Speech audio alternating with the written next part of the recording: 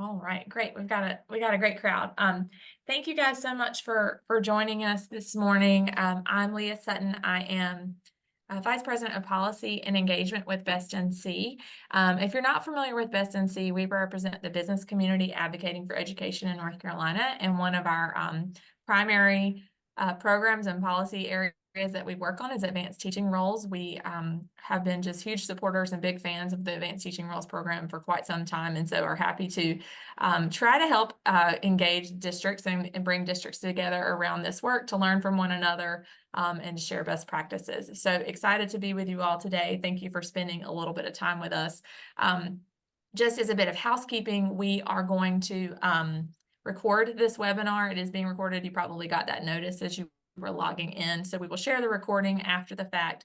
We also will send slides and links to different things that we're going to talk about during the webinar. So all of that will be in your inbox later this week, so you don't necessarily have to worry about jotting things down or taking screenshots or anything like that. We'll share out after the fact. So just a quick overview of what we're hoping to accomplish today. Really, the purpose of this hour is to allow you guys to ask questions about the Advanced Teaching Roles RFP opportunity. So the bulk of the time is really just meant to be Q&A, just open Q&A. I have some questions prepared for our guests, but for the most part, we just want to hear from you about what questions you have about the application, the RFP, the entire process or program. So I'm going to give just a very quick couple minutes of what is ATR in case you're still learning about it and still just interested in figuring out how it works. Dr. Tomberlin from DPI is going to share a bit, just some remarks about the program from the perspective of the department, and then we have open Q&A. So we have Dr. Tomberlin will be here with us, as well as Nicole Hayes, who is leading opportunity culture design in Nash County schools, and Heather Stewart, who is leading their ATR program in Moore County. So both of these ladies are experts and can share a little bit about the district perspective, as well as their process and sort of applying to be participants in the program. So that's the gist, and please do encourage you to jot down your questions so that when we pivot to that Q&A, we can just have robust discussion, because we really want this hour to be meaningful for you. So just a very quick overview of advanced teaching roles in North Carolina. This program started in 2016, so it's been about 8 years in the making, and it grows every year. We're really excited to see the growth of the program, additional interest in districts across the state. And so just want to give a quick overview before we pivot to the grant opportunity. So the doctor yet? The basic premise of advanced teaching roles, and you may have heard me do this spiel before, and I apologize if you have, is that schools are structured really like a flat organizational structure. So everybody reports to the principal, and this is just how we've organized schools for a really long time. And this outdated organizational structure creates some challenges for the people who work in the building, and also for the students who are trying to learn. So it's just some basic challenges that this creates. Because everybody is sort of at the same level, beginning teachers, expert teachers, as everybody is a flat organizational structure, there's no real way for teachers to advance unless they leave the classroom and sort of get farther away from the actual instruction of students. The main way for teachers to increase their compensation is to leave the classroom and to become administrators. And we know that not all teachers want to do that. We also know that there are not that many administrative positions, so teachers lack opportunities for advancement under this structure.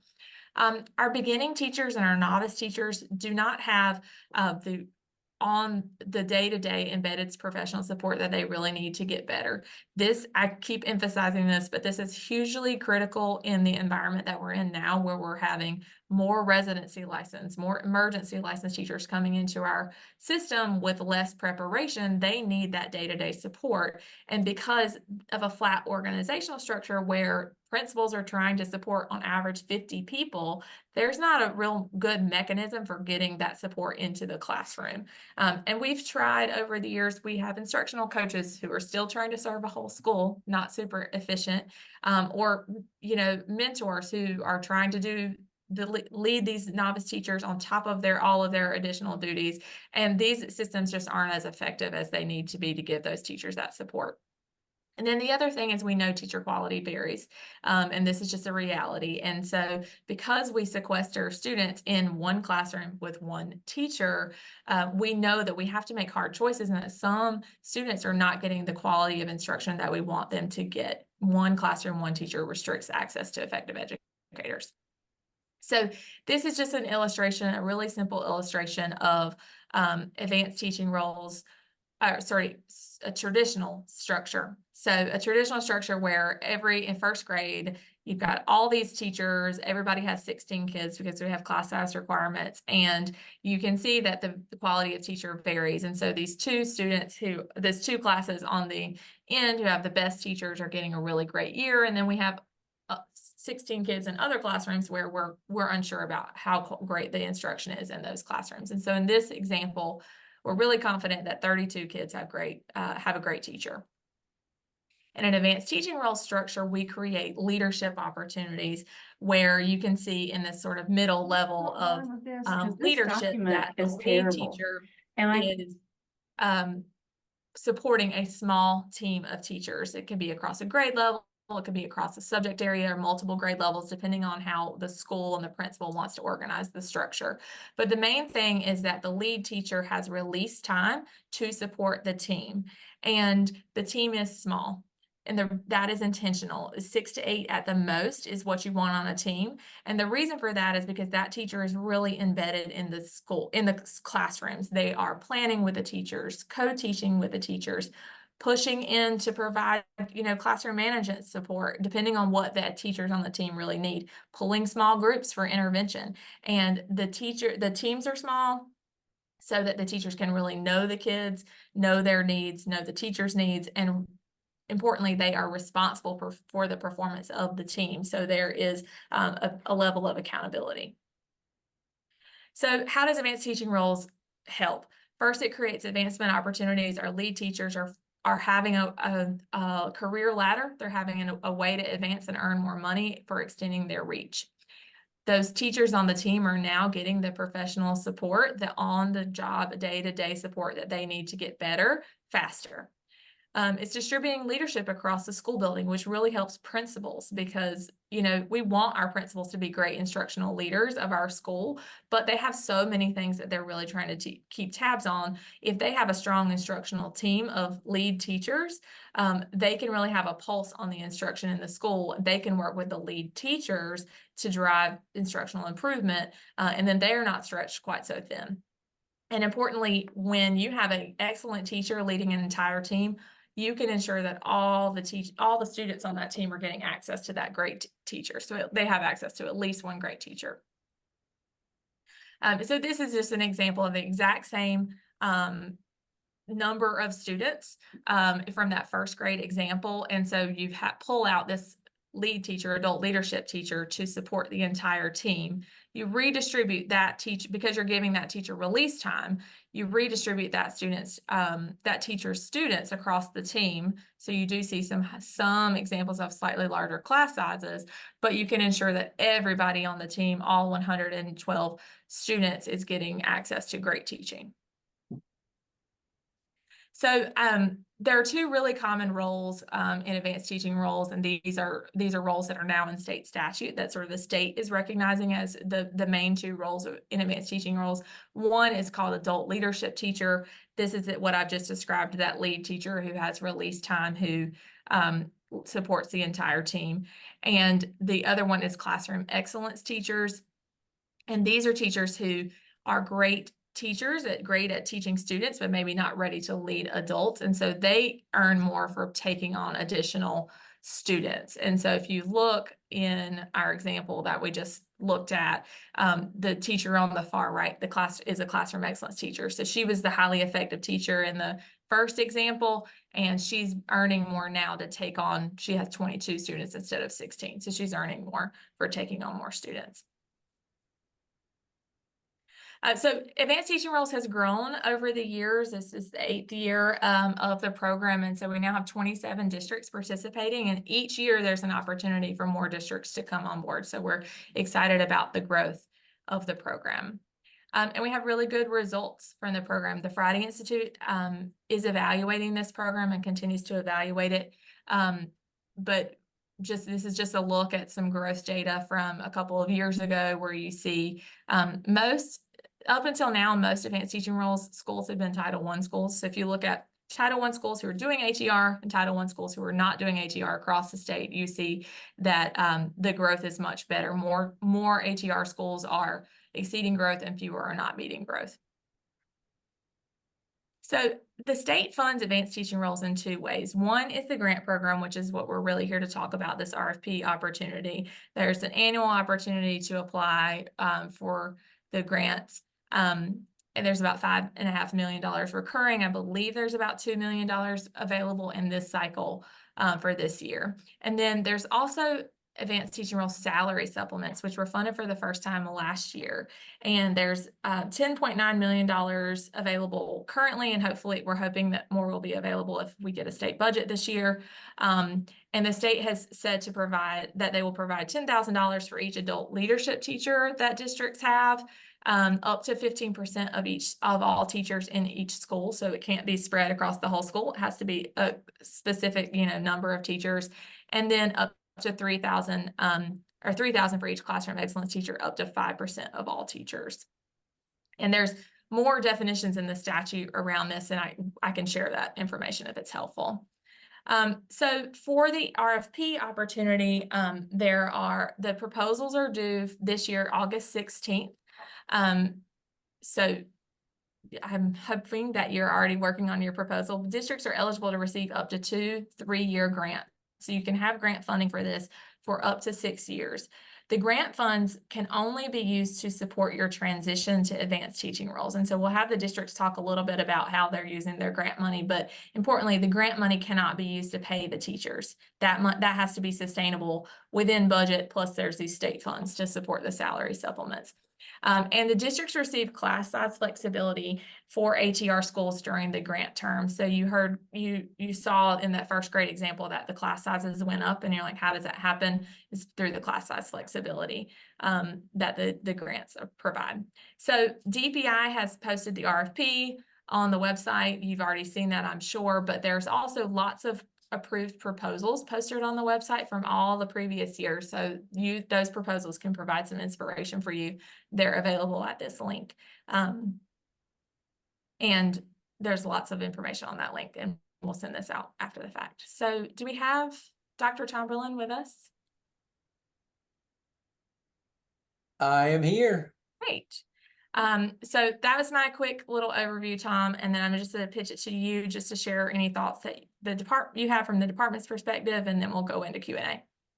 I think you covered it very well. I think from the department's perspective, we're really supportive of this program. It does provide opportunities for districts to solve 2 really big problems, and that is, how do you retain your most highly effective teachers?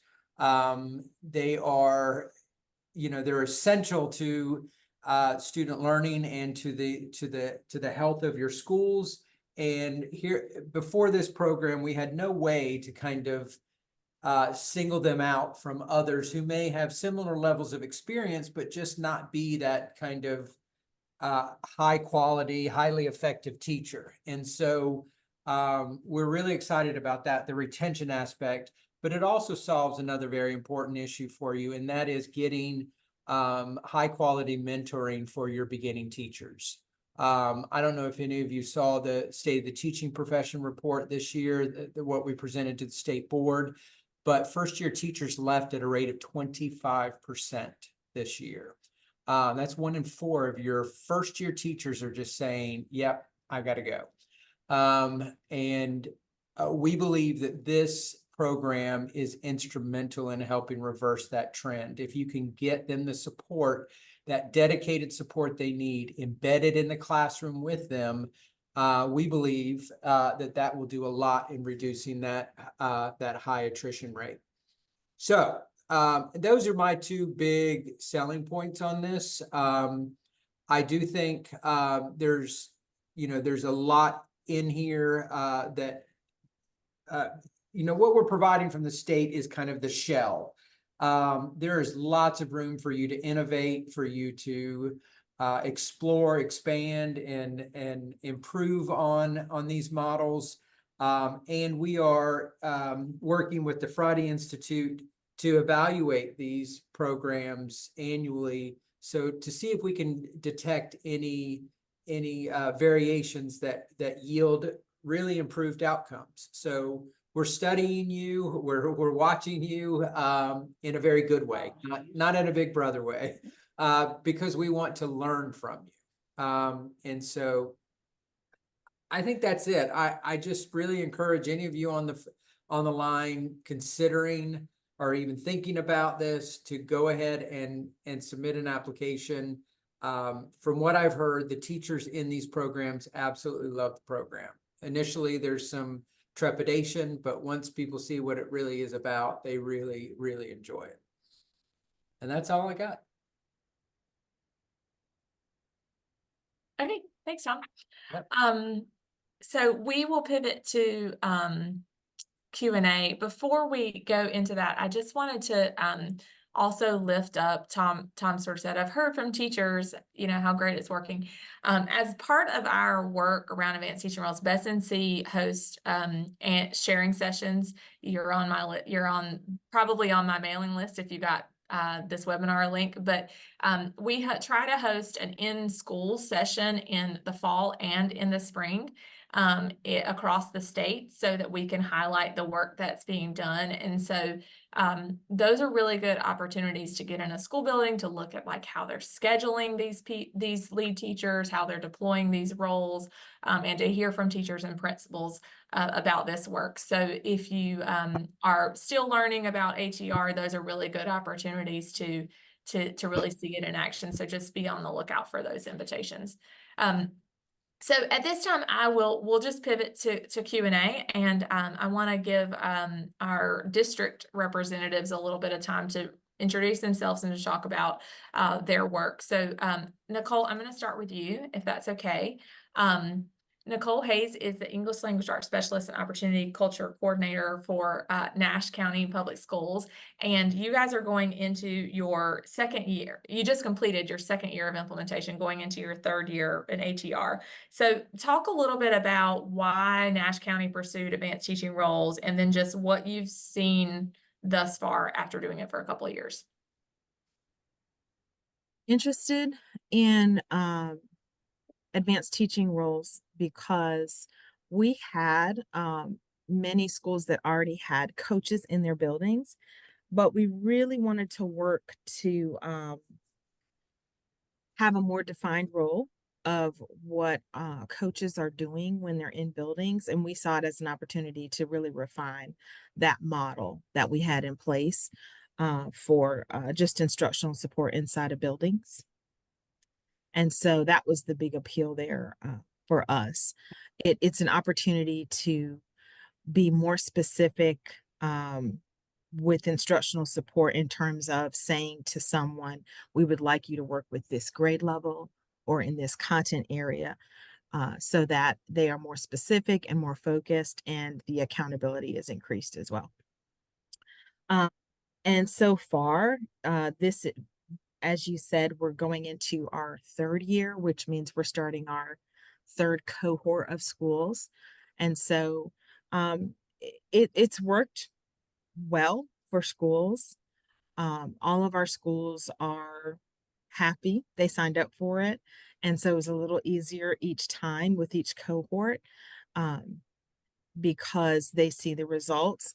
Of course, we only have our first cohort that's actually got, the official EVOS data. And there were 6 schools in that first cohort, and 3 of them did exceed growth that first year. So we were excited about that. And with this second cohort, of course, we don't have that data from this year yet, but we're encouraged with, the data that we've seen so far. Great. So Heather Stewart is the Innovation and Special Projects Coordinator in Moore County Schools. And Heather, you guys just received your grant last year for ATR. And so you're just working on getting started on implementation in the fall. Talk to me a little bit about how you all approach the grant process and who you had at the table in the planning and design of ATR. Sure, absolutely. So Moore County Schools, we actually were interested in advanced teaching roles quite a few years ago. Dr. Tim Locklear, who is our current superintendent, kind of brought it to the table, and we applied. And I'll have to say, we applied the first time and we did not get the grant. And when we applied the first time, and the people at the table, we call them our access team. They are our academics and student support services, as well as HR. Together, we completed the components of the grant proposal. And when we approached it the first time, we were really looking at school improvement and reform, and about, how are we supporting our teachers in our classrooms to really get that increase in capacity so that we can get that growth that we were looking at in our schools, because we felt we were stagnant. We felt like in some schools we're really on a downward trend. And so that's what we were kind of approaching it. The second time around, though, I have to say that, our data definitely changed. We had principal turnover. And as you know, leadership matters, and how you lead teacher growth and capacity and giving quality feedback. And we had 17 out of 23 principals, kind of shift around or leave. And that was a big turnover. And then when we started really digging into the data and looking at our beginning teachers, 63% of our beginning teachers are residency licensed teachers, which means they are not coming with a prep program. And so that really changed our viewpoint around our grant the second time around. I believe that really helped us when we understood our data and what we wanted to do with advanced teaching roles. I think that helped us, with the grant application, if I'm answering your question properly. Yeah. I think what's interesting about, Heather, about what you're saying is ATR kind of gets at a lot of different things. And so how you articulate what you're trying to accomplish with it in the proposal is important, because it does get at the essentially like teacher development, right, of your beginning teachers. And as much as, and I keep saying our language, like even at the General Assembly, when we're advocating for this program, has changed, because originally it was all about retaining our great teachers and giving them leadership opportunities and more pay. Still about that, by the way. It still does those things, but that beginning teacher piece, that ability to build capacity in your teacher ranks, has become just as important, especially as we've seen the pipeline change so much in the last couple of years. And the one thing that I think about is who needs to be at the table. Of like, we also kind of originally thought about this as an HR function, like, and it's very HR. It's like new positions and new pay and different things like that. But it's also like your instructional staff, whoever your chief academic officer is, or your CNI folks, like they really need to be at the table for this. And they probably will love this idea of how you're providing the real great coaching to the teachers that need it. So before we pivot to just open Q&A, I just want to ask one more question about how you all are, to each of you, how are you using your grant funds? And what have you found the grant is most useful for? Either one of you jump in.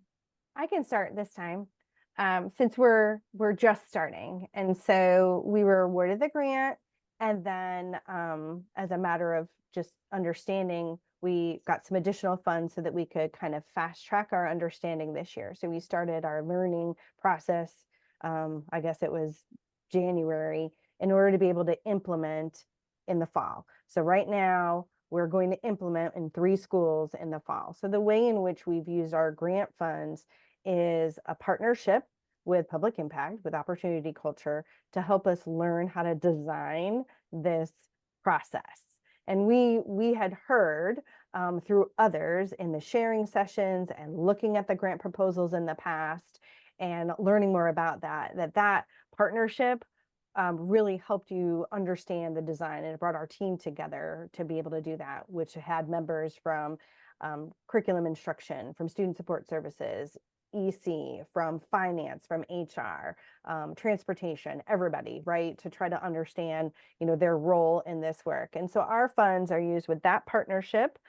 We also are utilizing some of it for professional learning, and that professional learning means paying people beyond the hours of their work, like in the summertime, to participate in some professional learning with Opportunity Culture or the Moore County Way. So we have some things that, there's the Moore County Way. We want to make sure that our adult leadership roles, they have the level of foundation that we need them to be in order to have that elevated understanding. So professional development and some books, we need to adopt a coaching model. So looking at the art of coaching, get better faster, and leverage leadership. So we purchase those materials. And then moving forward, we'll continue that partnership. We'll continue utilizing our grant funds for professional learning and supporting that PLT or PLC for our adult leaders. Leadership roles, and then for the people who are supporting them as well. And then looking long-term, possibly how can the grant funds support someone to coordinate this work, which is actually what Nicole does. I'll hand it over to her. Basically what she said. So we also partnered with Public Impact and use the grants for a lot of professional learning, sending our coaches or MCLs and administrators to some of the summer professional learning she spoke about with Opportunity Culture, also explicit instruction with Anita Archer, Unbounded, and Get Better Faster. Awesome. Thanks, y'all. And Heather, when you were saying you're starting with 3 schools, it just reminded me sort of this idea of, this is a big shift for schools and for school leaders and for teachers. And so it is, one thing you have to articulate in the grant application is how many schools each year. And so it is really wise to start with a number that you can really get your arms around and really support as you're getting started, and then you can scale up and do more in subsequent years. So Nicole, I think you said your first group was 6 schools, so depending on the district size. So at this time, I'm just gonna stop talking and open it up to you all for your questions. So you're welcome to come off mute and just voice over your questions, or you can send them to the chat and I will share them. So whatever your preference, and I'll just open it up. And Tom is also available to answer questions from the department perspective.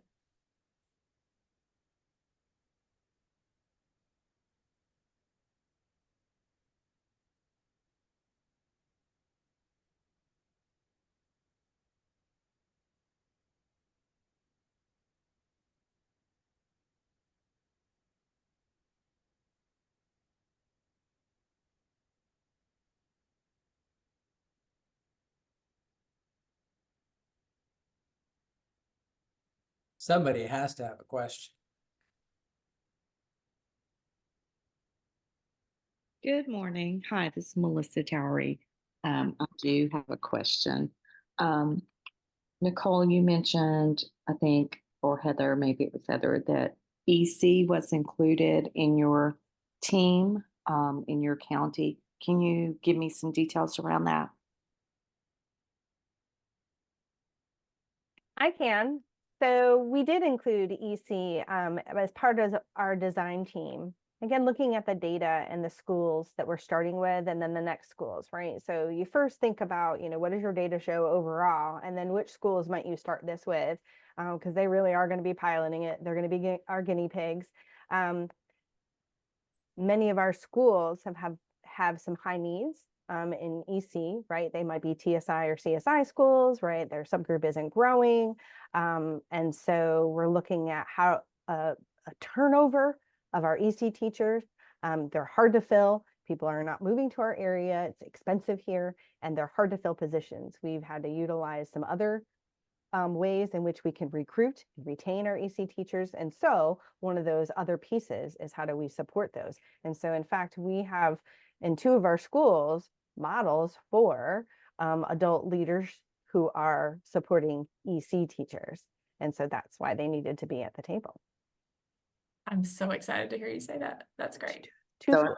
thank you so much. Yeah, absolutely. One of the conversations we've been having is how do you wrap, so one of the things is how do you wrap all the other subject areas into ATR, right? So as we've gotten started with ATR, the focus has been, you won't be surprised, the tested subject areas and, reading and math for the most part. In elementary school. And so the thinking is like, how do you wrap in specials teachers, special education to make sure those teachers are receiving support and importantly, students are receiving support in those areas. So that's really exciting to hear, Heather. A couple of questions. Brett, I'm going to go to your question first and Carol, I'll come back to yours. Are there Brett's questions, are there specifics for the class size flexibility? How much flexibility is provided? Currently, Brett, the legislation allows for class size flexibility. So there's not a limit on the flexibility in ATR schools. So only in the schools that are approved to do ATR that are stated in your application. And the flexibility is only during the grant term. So for your 6 years. From a perspective of sort of an advocacy perspective, we recognize that the flexibility is critical to continuing and to sustaining your model long term. So we would like to see flexibility, obviously, and are working towards getting flexibility outside of the grant term, beyond the grant term. However, we anticipate that there will be some sort of limit to that. So we're thinking of, we're toying with the idea that there would be some sort of ratio like across the team so that you're counting that leadership teacher as part of the team of teachers so that you might have the same number of students and the same number of teachers, but one person has release time to support the entire team. So currently legislation just allows for flexibility broadly in ATR schools during the grant term. Tom, one for you around the number of Tom, you'll remember that the legislation says prioritizing grants based on district size. And so Carol's question is, will you all publish how many spots are available based on district size? She wants to ensure there's a spot prior to applying. Our previous year's grantees still counted in the 5 per district size grouping. 5 per district size. So in the past, we have not had an issue with this. I think we haven't had to limit the number of awards based on district size. We have had to limit them based on the ratings of the applications. So that's where it's kind of cut off districts. It's not because there's too many of that size. It's because the application, the rating of the proposal didn't meet our threshold. So we're looking for at least 80% grade score across the board from our raters for DPI to recommend that proposal. If it's below 80, we feel like it needs some revision. And we won't recommend them to the state board for approval. So I wouldn't worry about the size of the school district. If it does, I mean, it may be an issue. I don't know. I think many more districts are planning on applying because of the state funded supplements, which is huge. So, and we're anticipating that, but there's no way that I can give you a number. I don't know. Districts don't do kind of a pre-commitment that they're going to apply. So I will have to wait till August 16th and see how many districts of each size have applied. But to Carol's point, you're not saying like last year Moore County applied and they're a middle-sized district. So you're not counting that towards this year's applications. Oh, no. The limits apply to each funding cycle, it's not cumulative of the whole program. Okay, Carol's next question, and Carol, it might be helpful for you to voice this question about, are we interpreting special provision 9 and the page 35 of the allotment manual correctly, that the state will provide funding for 20% of ATR supplements in the fashion below, and all other supplement is to be locally funded? 10,000 for adult leadership teachers and 3,000 for classroom excellence teachers. So Carol, I think, Tom, I don't know, maybe it's best coming from you. I have some thoughts, but go ahead. Yeah, so I want to clarify, Carol, because I can't tell from the way you're framing this, if you're saying 20% of the ATR supplements, that's not what is that we're providing. We are providing $10,000 supplements to designated adult leadership positions. And you can have up to 20% of your staff, your licensed educators, identified as adult leadership. So if you've got 15 for adult oh, leadership. I'm sorry, it's 15. That's right, 15 and 5. So if you've got 100 faculty, you can have 15 adult leadership teachers, and the state will fund the $10,000 supplement for those 15 teachers. Similarly, you could have 5 classroom excellence teachers, and we will fund the $3,000 supplement for those teachers. Anything you provide above and beyond that would be from local funds. So clearly, the way most of you have your local supplements structured, you are paying a percentage of the state salary. So if that adult leadership teacher gets a 20% supplement from the state, and you apply your local supplement to that 20%, you're going to have to come up with that additional supplement from local funds, not from state funds. Does that help? Did I get an amen or a thumbs up from Carol? Okay, great. Yes, great. So while we're on that, Heather and Nicole, can you guys just share a little bit about your salary supplement structure? So it's my understanding that most districts have kind of like tiers within each position, so that there could be, 10,000 might be the base, and there could be opportunities to earn more if you take on a larger team or something like that. And then also talk a little bit about how you are supporting anything on top of what the state is providing, because districts have been doing that for some time. It's definitely possible to do it. So just if you could each just talk about, Nicole, I'll go to you first, talk about what you're doing there. We do have, I guess I'll call them levels, that because we're with, public impact or opportunity culture, we refer to the adult leadership roles as MCLs, or multi-classroom leaders. And there's levels to it that basically are designated by the number of teachers that they support. So basically it's the more teachers they support, the higher the supplement. And right now it's 1, 2, and 3. I want to say level 1 might be 1 to 2 teachers, and then level 2, 3 to 5, and then it goes to 8. And we really don't want to see anyone supporting more than 8. So I think I think I've answered your question. We do have that basic supplement, and then we also have different pay depending on the attrition rates at schools and their Title I status.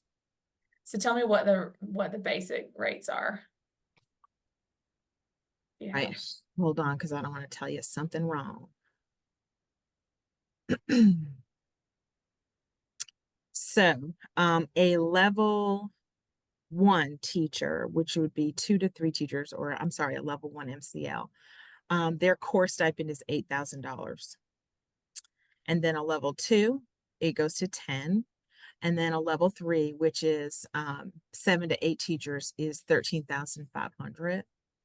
And then depending on the tiers that they're in under Title I, there's an additional stipend. So a tier 1 Title I school stipend would be 6,000. A tier 2 Title I would be 3, and then a tier 3 Title I would be 1,000. And So then we also you're sort of like highest level tier in a needy Title I school would be like 18.5 is what I heard. yeah, and you might actually get to almost to 20 if that school also has a higher attrition rate. Okay. So you've got these positions. So this is just things for districts. I think about it. It's like you've got these, a structure, a ladder, if you will, based on the responsibilities and then additional pay, Based on around the needs. type of school, the neediness of the school. So that's Yes. great. Awesome. Heather, anything to add on that? Absolutely. So similarly, we're doing the same thing. It's interesting, the extra stipends for title schools, like, right? They're adult leadership, you know, what 1 would be, what 2 would be, what 3 would be for the title schools versus the non-title schools. You see that in other districts as well. We're starting out small, as you heard, right? So we're only starting with 3 that are implementing this year. We're pulling in 3 more to learn this year. So we'll have 3 implementing and 3 learning. So that's 6, right? And so we have 23 schools all together in Moore County. And our community and culture, as we looked at this, we weren't ready to do that, as far as differentiate between a title or non-title school, a high need school or not, right? So we have just a base for a 1, 2, and 3 adult leadership, right? And it is based on how many teachers you're serving, right? So it's 2 to 3 is a level 1, and then 4 to 5 is a level 2, and then more than that. But right, we don't want to go over 8 either. We start at 10. So we have 10,000, 12,000, and then 14,000 is that additional. So the state provides 10,000, you know, based on, you know, you say how many you have in your school. So the state is supporting that this year. Thank you, thank you, thank you. We continue to love that. So then where do we get our extra monies, right? So if we need an extra $2,000 for an adult leader who's serving more teachers. So where do we get that? And so we can use, we're using a couple different ways. You can use some of your interventionists that you're not hiring, you use some of that money, right? Or if you have an open position and you put a sub in that extra money, right? You use that. We use some creative human resourcing right there. And then also converting allotments. And that is the bulk of what we're doing in order to get these extra funds, is converting allotments. So additionally, right, we have those adult leadership roles, or MCLs, if you hear both.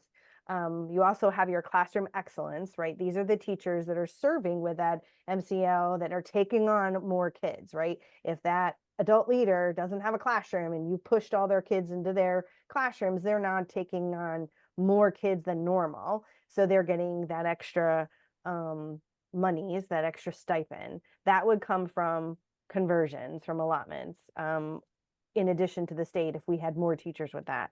And then we are using TAs. We're using the reach associate role, that teacher assistant who will be supervising an adult leader's classroom. So let's say Mrs. Stewart is an adult leader and I'm serving 3 teachers. I leave my classroom and I go support those teachers. Well, who's going to watch them, right? So I have a TA, a teacher assistant, or a reach associate who's going to do that. That person gets paid more because I'm expecting more, and we're holding them accountable for more. Hopefully their teachers in training eventually become a beginning teacher. And so we're paying them more. the monies for that is coming from those converted allotments or vacancies across the district. Right. So, you're getting at a couple of things. The other source for a lot of these locally funded stipends is the Title I money at the school level. So a lot of districts are using, if you have a Title I school that has a pot of Title I money, that this is how they're utilizing that Title I money to pay the differentials for the salaries. You're also, Heather, getting at this idea of release time that teachers, and this is just typically how it's done, but it can be really, districts can be creative around this, is like, when you're teachers who are leading a small team of, maybe 2 or 3 teachers, maybe what we call partial release. So they may have their own classes for part of the day, and then they may have part of their day released to do their coaching and leading. And then as you get, really any more than 3 or 4, you really should have full release, meaning those adult leaders don't have any classes of their own where they're the teacher of record. They're spending all of their time supporting the team. So just different ways of getting at the roles. You can use teacher assistants to kind of support when there needs to be release time. There's a lot of creative ways to get this done. Okay, back to some of the questions. Katie asked, what specific data did you look at and include within your proposal when you were sort of articulating the need and how you thought ATR could help? And Heather, you might be good to answer this since it's a little fresher for you. Right, we talked about our turnover, principal turnover, our evaluation data as well, right? We're marking all of our teachers accomplished and distinguished by our growth data and proficiency data, which we also included, and the number of low performing schools or TSI, CSI. So a lot of the academic and growth data and kind of your trend data over time that really shows that need to build your talent. Nicole, anything to add? I don't think so. We looked at similar data, school datas, and as well as evaluations and walkthrough data. Yeah. Deirdre, I saw you come on camera. Do you have a question? Okay, just want to make sure. Okay, in the chat, let's see. Tom, this is for you. If an application is accepted, do districts get the full amount they requested in their budget appendix, or does it depend on the other applicants' asks? It is not guaranteed that you would get everything you asked for. So we've got another threshold here, and we keep it simple by making it 80 as well. So we won't recommend, so we look at the available funds and the ask, and we won't recommend funding below 80% of what is asked for. So if there are 10 districts that meet the 80% threshold, but the funding would only fund them at 75% each. We would take the top 9 in that case and recommend them for approval to the State Board of Education. Because in the past, the districts have told us, there's maybe a little bit of wiggle room in those budgets, but anything much below 80% funding, we would not be able to implement the program effectively. So we've listened to that feedback, and so you will be certain that if you're approved, you will get at least 80% of what is requested in that budget. But I want to be very clear, if you're at 81% and everybody else is higher and we don't have enough funds, we're not going to recommend that final one that did meet the threshold, but because of the funding, we don't have enough to support all of them at 80%, then we would drop it down and only recommend the number of districts that would allow for 80% funding. Does that make sense? A related question, Tom, is for the budget appendix, are we requesting funding for what we anticipate all of our costs to be over 3 years? with a line item breakdown of how we plan to spend. Yeah, this is a really important question. So, yes, you are doing this for 3 years. You can elect to break that down annually if you want. If you don't, then, our funding assumption is based on 3 equal installments. Let me put it that way. So you ask for $1 million and we approve you, we're going to give you $333,333.33 for 2 years, and then we'll give you 34 cents in the 3rd year. But so we're going to break it down equally. What you have to understand and manage as a district is that these funds are subject to reversion. So you can't hold on to your ATR funds in year 1. You can't hold on to 200,000 of it because you've got something big in year 2. It just doesn't work that way. We've asked and we've been denied. So We continue to ask. yeah, we'll keep asking. But yeah, so you're going to have to, it's really important that you structure your proposal so that you've got fairly consistent cost over the 3 years. Because we're not going to be able to be in a situation, it's just too hard to manage to say, okay, Ashe County is going to get 500,000 this year, 200,000 the next year, and 300,000 the 3rd year, because that has impact for the other districts as well.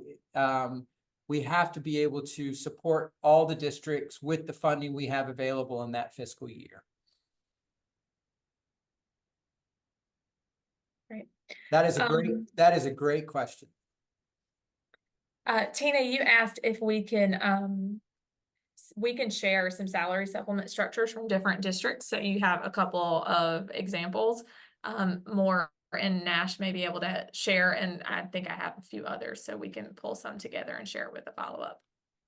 And I also dropped a link to the proposals in the chat. So if you go there, you can see all the proposals that have been submitted to DPI over the years, both approved and unapproved.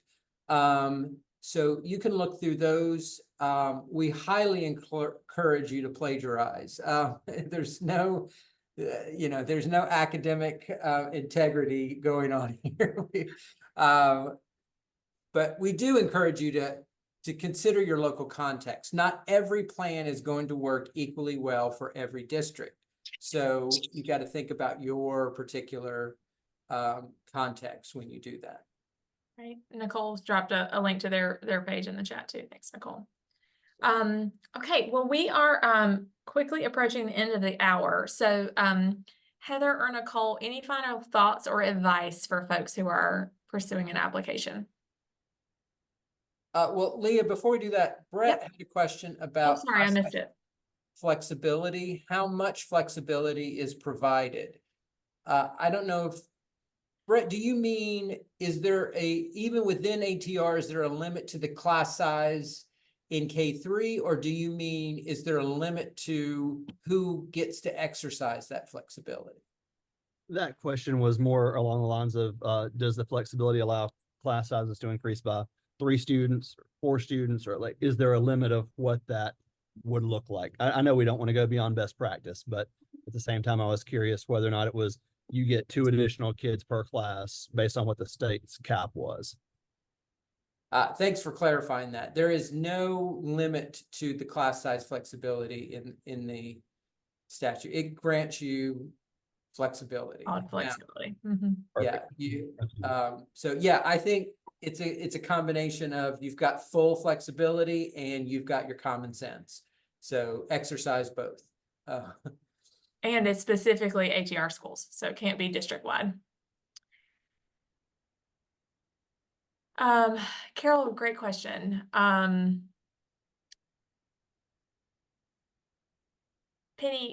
why don't you share can you share your comment to everyone if you don't mind? And then we can get to Carol's question. Yeah, sure.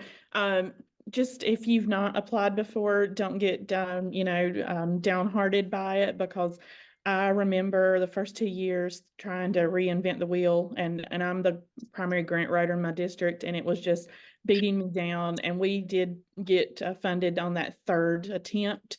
So third time was a charm for us. And I will say to Tom's comment about plagiarism, while I'm also working on a dissertation, I'm pretending like I didn't hear that, that we did study the ones that are out there, and we are currently studying the current ones, because we are in our third year and we are applying to expand that for the next 3 years. So it's a game changer, especially for small districts that don't have a lot of opportunity, and a lot of extra funding. It's been a true game changer for our district, but just stay strong and keep fighting for it, even if you don't get it that first time, because it will eventually happen. Thanks, Penny. I appreciate that encouragement. Carol's question is a great one. What's the long-term funding vision? Are we piloting for the state to ultimately create a new tier of teacher and salary table, or will the LEA be responsible for funding for the foreseeable future? I'll just say, Carol, from Best NC's perspective, not speaking for the department, the General Assembly gave this salary money for the first time last year. So from 2016 to 2023, it was all districts, all schools had to figure it out. And it's totally possible, but we were reaching this ceiling of like, we cannot pay anymore, or we can't go to all schools or to all positions, all subject areas that we want to go to. And so the state put a huge vote of confidence. The General Assembly put a huge vote of confidence in HER to provide this salary supplement funding. And the conversation has always been that this funding would need to grow as HER grows, and that the 10,000 and the 3,000 would eventually be available for all schools and all districts. That is our vision for it. And we're hopeful that each year it'll be kind of incremental progress. As the initiative grows, we can get that additional salary supplement money. The grant funding has always been intended to just support the transition to HER for all districts. So the grants are intended to go away. The salary supplement money, we're hoping, will be sustained and will grow. Tom, anything you want to add on that? Yeah, I really see this as a strong signal about teacher compensation broadly. The General Assembly seems to be signaling that they are inclined to increase salaries for teachers who demonstrate strong effectiveness with their students. And I think we all need to bear that in mind. They're leaving it to you to make those determinations. And I think that's really important here, is that they want to pay teachers more, but they want to do it not in a kind of step and lane. Just because you've been here longer, you get more money. They want to invest in increased effectiveness and better student outcomes. And I think this is a great way that the districts can step up and say, yep, we can do this. We can tell you who our great teachers are and who deserves this. And I think as long as we remain committed to that vision, I would foresee the state continuing to fund this initiative. There's a question about a PSU having to reapply after the first 3 years. I do want to tackle that real quickly. So what the state offers you a deal at your first, you have the 3 years that will fund you if you're approved. At the end of that, I will reach out to you and I'll say, here's your deal. You can do what's called continuation funding, and we'll give you a nominal amount of money. It's $75,000 a year, but you don't make any substantive changes to your program. It just allows you to receive state funding so you can continue your class size flexibility and any other flexibilities you have and remain part of the program. And you don't have to apply or do anything for that. You just have to indicate that that's what you want to do. And that's automatic. Or you can decide, I want to take another bite at full funding for 3 years. If you do that, then you apply like any other district in that funding round. But the trade-off is, if you don't get selected, you don't get funded. So it has some risk in there. You would, if you go for the big funding, then you're rolling the dice. And if you don't get selected, then you're kind of out and you don't get to exercise your flexibility any longer. If you take the continuation funds, you're guaranteed continuation of your program for another 3 years. So Nicole, I think you guys this is the end of your third year, 2025. So towards the end of this coming academic year, I'll reach out to you and your cohort mates, those of you who are ending your first 3-year cycle, and say, what do you want to do? And we're fine with either way, but it's just, there's no way for us, you don't get extra points for being on your evaluation, your proposal evaluation, for being an established member. You really are rolling the dice. So that's how I tried to do it, to incentivize, so districts can take whatever choice they want. I just wanted to ask if we would get an offer for that continuation funding before the deadline to submit proposals. Yes. Okay.